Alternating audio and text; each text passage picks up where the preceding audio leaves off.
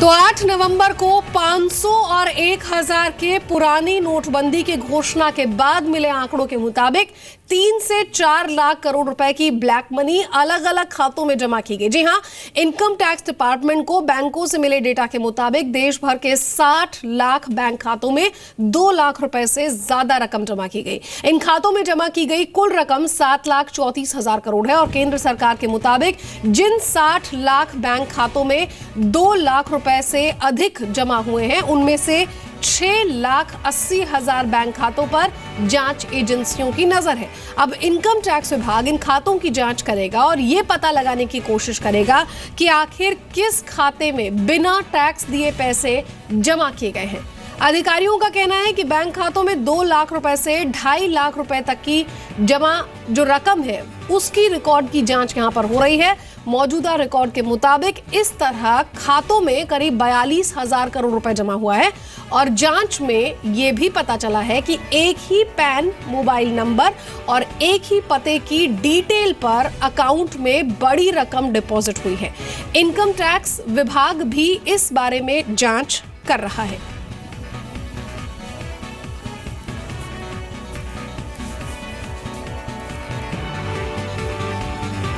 और चलिए आखिर अब आपको ये बता देते हैं कि कहां कितना पैसा यहां पर जमा हुआ। इनकम टैक्स विभाग इसकी पूरी जांच जरूर कर रहा है, लेकिन जो निष्क्रिय खाते हैं उसमें 25,000 करोड़ रुपए की रकम जो है वो यहां पर जमा हुई। सहकारी बैंकों की अगर बात करें तो 16,000 करोड़ रुपए यहां पर इनमें जमा हुए। रीजनल रूरल बैंक इनमें 13,000 करोड़ रुपए यहां पर जमा हुए और जो नॉर्थ ईस्ट राज्यों के बैंक है उनके अंदर 10,700 करोड़ रुपए की जमा पूंजी हुई। और लोन रीपेमेंट, जी हाँ, 80,000 करोड़ रुपए की जो रकम है वो लोन रीपेमेंट के जरिए यहां पर आई है। मेरे साथ मेरे सहयोगी आलोक प्रियदर्शी जुड़ गए हैं। आलोक, इनकम टैक्स डिपार्टमेंट के पास अब बहुत सारा काम है, क्योंकि देखा जाए तो जिस तरह से इतनी बड़ी रकम यहां इन खातों में जमा हुई है तो ये देखना होगा कि अब किस किस को वो कब तक नोटिस यहां पर भेजती है।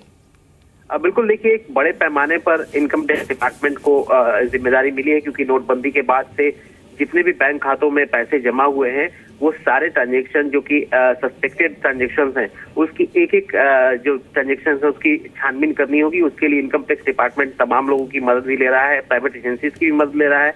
और जाहिर सी बात है कि अरुण जेटली ने भी इससे पहले कहा था कि तमाम जो बैंक खातों में पैसे आ रहे हैं इसका मतलब ये नहीं कि वो सारे पैसे काले से सफेद हो गए हैं। जाहिर सी बात है कि उन सारे पैसों पर टैक्स की देनदारी भी बनती है, तो ऐसे में सरकार को अच्छी खासी राजस्व का फायदा हो सकता है, क्योंकि तमाम जितनी भी रकम जमा की गई है जी। तो 60 लाख के खातों में 60 लाख बैंक खाते ऐसे हैं जिनमें 2 लाख से अधिक की जमा रकम की गई है। बहुत बहुत शुक्रिया आलोक प्रियदर्शी इस तमाम अपडेट को हम तक पहुंचाने के लिए। तो इनकम टैक्स डिपार्टमेंट अब यहां पर जांच कर रहा है कि जो 60 लाख बैंक खाते हैं उनमें 2 लाख से ऊपर की रकम जो जमा हुई है उसका हिसाब यहां पर दिया गया है या नहीं। बजट में इनकम टैक्स की दरों में कटौती हो सकती है। नीति आयोग ने सरकार को इनकम टैक्स छूट बढ़ाने के लिए टैक्स दरों में कमी करने का प्रस्ताव रखा। नीति आयोग के वाइस चेयरमैन अरविंद पनगड़िया ने जी बिजनेस से एक्सक्लूसिव बातचीत में यह खुलासा किया। जो इंडिकेशन गवर्नमेंट से आई है कि और जनरल कंसर्न भी है टैक्स बेस को लेके, इंडिया में 125 करोड़ के पॉपुलेशन में टैक्स बेस काफी कम है। 4 करोड़ लोग ही 4 करोड़ लोग टैक्स फाइल करते हैं और वो भी रिटर्न फाइल करते हैं। टैक्स एक्चुअली देने वाले कहीं बहुत और भी कम है। ये कितना इंपॉर्टेंट है टैक्स बेस को बढ़ाना और टैक्स रेट को रेशनलाइज करना। नहीं, इसमें तो हमारी तो ये सिफारिश रहेगी, क्योंकि हम जो है टैक्स बेस को वाइडर से वाइडर बना सकें, क्योंकि असल में अगर आप टैक्स बेस नैरो होता है तो फिर रेवेन्यू कलेक्ट करने के लिए बहुत हाई रेट्स पे आपको टैक्स लगाना पड़ता है। तो जो टैक्स देते हैं वो बहुत ज़्यादा देते हैं और फिर दूसरे जो हैं वो बिल्कुल नहीं देते हैं। तो ये एक इम्बैलेंस की बात है और इकोनॉमी के लिए, जनरल एफिशिएंसी के लिए भी ये अच्छा नहीं है। तो इसलिए हमें टैक्स बेस को ब्रॉड इसमें क्या कर सकते हैं हम, क्योंकि एग्रीकल्चर इनकम अभी भी टैक्स से एग्जम्प्टेड है और इंडिया के 50% से ज़्यादा जो लोग हैं वो एग्रीकल्चर में ही हैं। किस तरह के रिकमेंडेशन नीति आयोग देती है कि इसको बढ़ाने के लिए क्या किया जा सकता है? रिकमेंडेशन नहीं, मैं आपको एज एन इकोनॉमिस्ट बता सकता हूँ कि क्या क्या चीज़ें की जा सकती हैं। जैसे एक तो ये किया जा सकता है कि भाई आप जो एग्जाम्पशन लिमिट होती है, अभी शायद हमारे 2.5 लाख की एग्जाम्पशन लिमिट है, उसको हम उतना ही रखें। तो वरना क्या होता है कि फिर आपका 2.5 लाख से आपने मान लीजिए 3 लाख या 4 लाख कर दी, तो जो लोग फिर 2.5 लाख और 4 लाख के बीच में वो टैक्स बेस के से निकल जाते हैं। तो जबकि अगर आप 2.5 लाख पे रखते हैं तो जैसे जैसे इन्फ्लेशन होगा तो उसके साथ जो है लोग 2.5 लाख तक पहुंचेंगे तो टैक्स बेस में इंक्लूड होना शुरू होंगे। आप ये कर सकते हैं रिलीफ देने के लिए कि भाई जो शुरू का टैक्स स्लैब है उसको लिबरली लो रखें।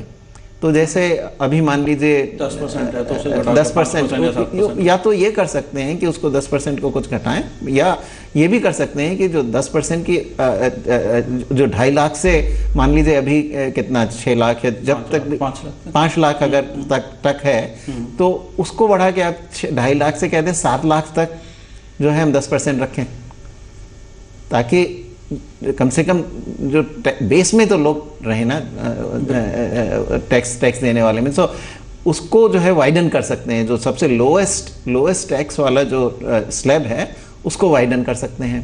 फिर आगे जो हायर टैक्स रेट वाले हैं उसमें भी हम सोच सकते हैं कि भाई अगर टैक्स बेस वाइड हो जाता है तो हमारा tax revenue wider tax base के कारण बढ़ सकेगा, तो ऊपर से फिर हम जो टैक्स रेट्स को कुछ यूनिफाई कर सकते हैं, थोड़ी नीचे भी ला सकते हैं, या जो 3 टैक्स रेट्स हैं करेंटली, जो टॉप और मिडिल वाली जो टैक्स रेट है उनको भी मर्ज कर सकते हैं। सो कई पॉसिबिलिटीज हैं। अब ये तो क्या किया जाएगा, ये तो फाइनेंस मिनिस्ट्री के हाथ में है।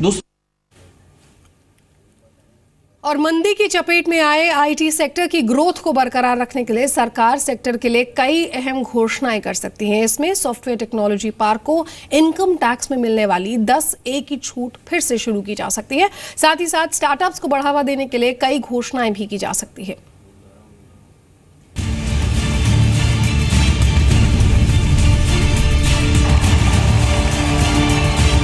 अमेरिका में ट्रंप सरकार की संरक्षणवाद नीतियों की वजह से देश की आईटी इंडस्ट्री की ग्रोथ खतरे में पड़ सकती है।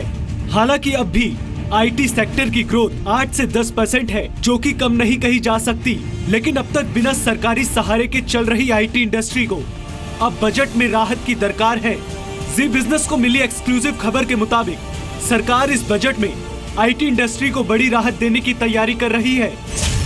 आईटी पार्क के लिए 10A के तहत टैक्स में मिलने वाली छूट को एक बार फिर से शुरू किया जा सकता है। 2011 में इस छूट को बंद किया गया था, जिसकी वजह से छोटी और झोली आईटी कंपनियों को इसका असर झेलना पड़ा था।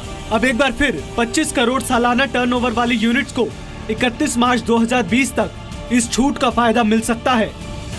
मिनिमम अल्टरनेट टैक्स यानी मैट की दर को भी घटाकर 10% किया जा सकता है, जो कि अभी 18.5% है। कंप्यूटर और कंप्यूटर सॉफ्टवेयर के लिए डेप्रिसिएशन रेट को 60% पर बरकरार रखा जा सकता है। टैक्स स्टार्टअप में निवेश करने वाले एंजल इन्वेस्टर्स के लिए टैक्स रेट को घटाया जा सकता है। Long term capital gains tax 0% और short term capital gains tax 15% किया जा सकता है। दरअसल कैशलेस की मुहिम में बड़ा रोल टेक्नोलॉजी का रहने वाला है। ऐसे में सरकार डिजिटल इंडिया और डिजिटल पेमेंट सिस्टम को बढ़ावा देना चाहती है। इसके लिए बजट में आईटी कंपनियों के लिए कई तोहफों का ऐलान किया जा सकता है। असीम मनचंदा, जी मीडिया, दिल्ली। शहरों में आप राशन खरीदकर उसका पेमेंट कार्ड या फिर दूसरे तरीके से कर सकते हैं, लेकिन अगर गांवों की बात की जाए तो 40 करोड़ आबादी जो गांव में है वो कैसे पेमेंट करेगी, क्योंकि उनके पास ना तो कोई कार्ड है ना ही कोई और जरिया। UIDAI ने इसी बात को ध्यान में रखा और गांवों की राशन की दुकानों को आधार से जोड़ने का फैसला कर लिया। देखिए क्या है कैशलेस की नेक्स्ट लेवल की प्लानिंग। गांव देहातों में सरकारी राशन की दुकानें भी अब कैशलेस होने जा रही हैं। सरकार ने PDS के तहत राशन देने वाली दुकानों को आधार पे से जोड़ने का मेगा प्लान तैयार किया है। मतलब ये कि इन दुकानों के सामान लेने के बाद सिर्फ अंगूठा लगाकर आप पेमेंट कर सकेंगे। इसके लिए UIDAI सभी राशन की दुकानों को सब्सिडी पर बायोमेट्रिक रीडर देगी। ये बायोमेट्रिक रीडर दुकानदारों के स्मार्टफोन से जुड़ा होता है, जिसके जरिए सिर्फ अंगूठा लगाकर आधार के जरिए पेमेंट किया जा सकेगा, जिसकी डिटेल दुकानदार के स्मार्टफोन पर आ जाएगी। इसके लिए गांव के लोगों के पास स्मार्टफोन होना जरूरी नहीं है। देश भर में 5,35,000 राशन की दुकानें हैं, जिससे गरीबी रेखा के नीचे रहने वाले 40 करोड़ लोग राशन खरीदते हैं। इन दुकानों में से सिर्फ 91,000 के पास ही POS मशीनें उपलब्ध हैं। फिलहाल एक बायोमेट्रिक रीडर की कीमत 2,000 से 3,000 रुपए के बीच पड़ती है, जिस पर अगर सब्सिडी दी जाए तो कैशलेस की मुहिम को गांव-गांव तक तेजी से फैलाया जा सकता है। यही UIDAI की योजना है। इसके लिए RBI और NPCI के साथ मिलकर UIDAI कॉमन ऐप बनाने पर काम कर रहा है। सरकार पहले ही आधार के जरिए पेमेंट लेने वाले दुकानदारों के लिए स्कीम लॉन्च कर चुकी है, जिससे उनको हर पेमेंट पर आधे % की छूट मिलती है। UIDAI अभी देश में राशन दुकानों की सटीक संख्या और उन पर सब्सिडी के खर्च का आकलन करने में जुटा है। इसके बाद आधार पे ऐप को लॉन्च किया जाएगा। उम्मीद है कि आधार पे को नए नवेले भीम ऐप के साथ जोड़ दिया जाएगा। ब्यूरो रिपोर्ट, जी मीडिया। विस्तारा एयरलाइंस ने सर्विस के 2 साल पूरे होने पर सस्ती टिकट की स्कीम लॉन्च की। 3 डे सेलिब्रेशन सेल नाम की स्कीम के तहत एयरलाइंस ने 899 रुपए में टिकट ऑफर किया है। इस किराए में सभी टैक्स शामिल है। 25 जनवरी से 1 अक्टूबर के बीच यात्रा के लिए आज से टिकट की बुकिंग शुरू हो गई है। स्कीम के तहत न्यूनतम किराया 899 रुपए और अधिकतम किराया 7,099 रुपए हुए।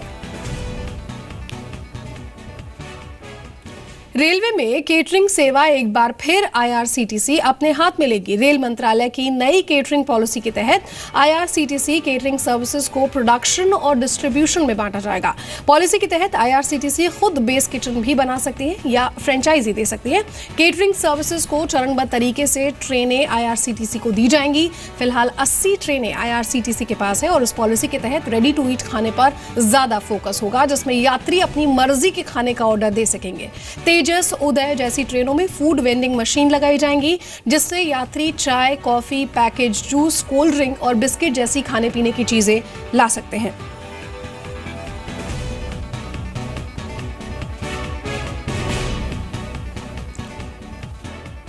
मेरे सहयोगी समीर दीक्षित ने यहाँ पर रेल यात्रियों के खान पान को अक्सर शिकायतें रहती हैं, इसे लेकर उनसे इस कदम के बाद आखिर उन्हें किस तरह से राहत मिली, इस बात का जायजा लिया।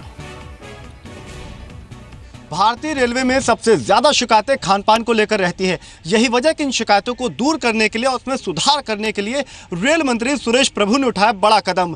रेलवे मंत्रालय नई कैटरिंग पॉलिसी जारी करेगा और कैटरिंग का जिम्मा एक बार फिर से IRCTC के कंधों पर होगा। लेकिन नई पॉलिसी के जरिए फोकस इस बात पर रहेगा कि खाना बनाना और खाने को मुसाफिर तक पहुंचाने की जिम्मेदारी यानी कि प्रोडक्शन और डिस्ट्रीब्यूशन अलग अलग पार्टी के हाथ में होगी, ताकि बेहतर क्वालिटी का खाना बेहतर तरीके से मुसाफिर तक पहुंचाया जा सके। नई पॉलिसी के जरिए ई कैटरिंग यानी कि आपके पसंद का खाना जो कि आप फोन या फिर इंटरनेट के जरिए बुक करते हैं, उसको भी विस्तार देने की बात कही गई है। स्टेट बैंक के चेयरमैन अरुंधति भट्टाचार्य ने कहा कि फरवरी अंत तक बैंकों और ATM में स्थिति सामान्य हो जाएगी। उन्होंने कहा कि हालात तेजी से सामान्य हो रहे हैं। फरवरी के एंड तक पूरी की पूरी सामान्य स्थिति आ जाएगी। अभी भी हम देख रहे हैं कि जो जहाँ पे जैसे बाजार में या खाने की जगह में जो हम लोग कमी देख रहे थे बिजनेस की, वो भर चुकी है।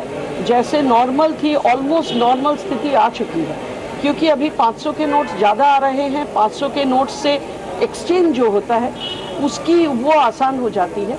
तो इसलिए हमें लगता है कि सामान्य स्थिति हो ही रही है और कुछ ही दिनों में ये एकदम पहले के जैसे ही हो जाएगी।